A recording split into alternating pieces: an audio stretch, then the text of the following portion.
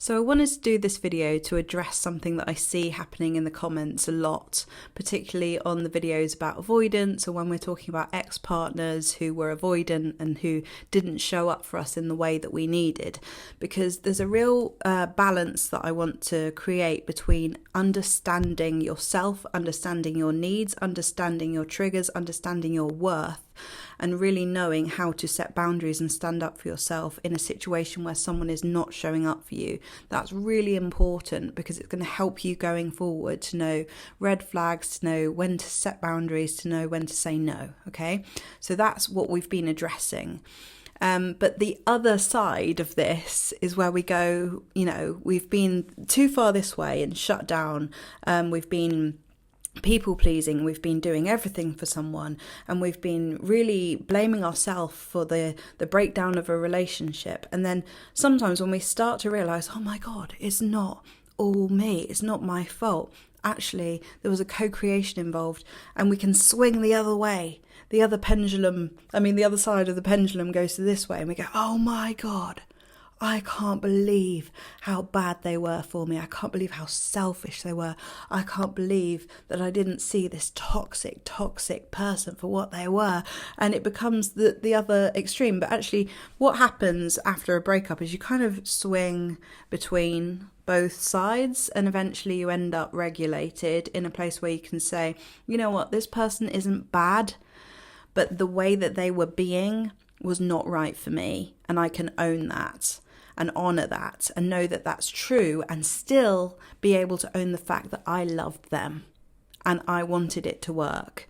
And when that's regulated, you're not here feeling really sorry for yourself in a victim mentality, and you're also not here hating them for the rest of your life. That won't help you. It's not who you are, That is pure defensiveness, and it takes away any responsibility and any learning that you can do for yourself in this situation. So a lot of the time, the people who really want to work on the relationship already have a lot of self-awareness, and they're really willing to put in the work to, walk through hell hand in hand and get to the other side where you're both healed and you're both more connected than ever. And I'm sure that is what you wanted to do. And especially with an avoidant, there's often this urge to kind of really love them so much that they will heal. It can feel like that, and that then doesn't help you, because you end up neglecting yourself, because they're showing these kind of disruptive behaviors, and they're pulling back, and they're doing things which that's not them. That's just this hurt, sad, unhealed part of them. But at the same time, we can't let ourselves be the collateral damage for someone's unhealed and unwillingness to heal, right? So there's a balance between being able to see, this isn't right for me. This isn't going to help me to heal. This isn't going to help me to feel safe. This isn't going to help me to build the secure relationship that I really want to build.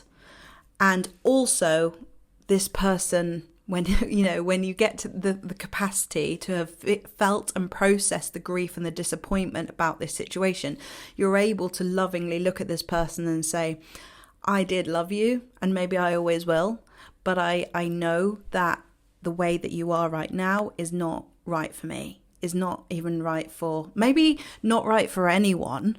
But the fact is that one of these things that we do is we go, what's going to happen is they're going to go to another relationship, and they're going to carry their toxic behaviors everywhere they go, and they're going to meet themselves again and again and again. And that, on a kind of psychological level, is probably true, unless they actually really do the work, which is what you wanted to do. And unless they actually really go, oh my God, I really have to overcome this, Or, the truth is that's something that we can cling on to make us feel better. And it's something that makes us go, oh, yeah, I can rest, because, the next person they meet is going to be met with the same difficult behaviours. And although that is maybe very true, it's also not going to help you to heal in the long run. And there may be a thing that happens where, who knows, there's a a situation where they meet someone and their attachment styles actually bring out the best in each other. I mean, it's quite unlikely, given that the avoidance behavior can be very difficult to feel connected to, but it could be that way. And then you're met with yourself again, and you feel rejected, and you feel not good enough, and you feel like all of that is mirroring to you that you just weren't chosen and you weren't enough. And that's the thing that you have to work on, because that's not true. No matter what they do, no matter what happens in their life next, no matter what seemingly goes right that doesn't involve you, it doesn't mean anything about you.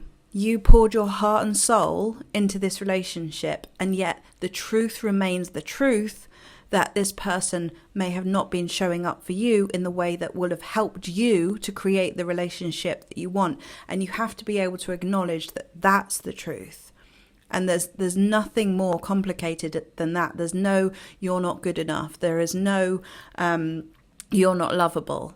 Right? There's just, this is the way that it was, and what had to play out had to happen for both of your highest goods. Yeah? So if you can see it from this balanced perspective and know that whatever's going to happen next is meant to happen, and all is well. You know, you want to come from a place of love in the rest of your life, right? And you want to be who you are, which is the truth is that you want to love. And if you show up as villainising another person who hurt you, which of course does feel good at the moment because all the blame is off you and on the other person.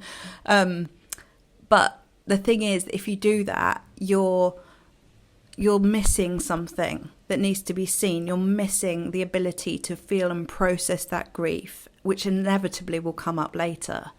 You know, kind of villainising someone almost pushes it down and makes you feel better for a minute, but later on it reoccurs.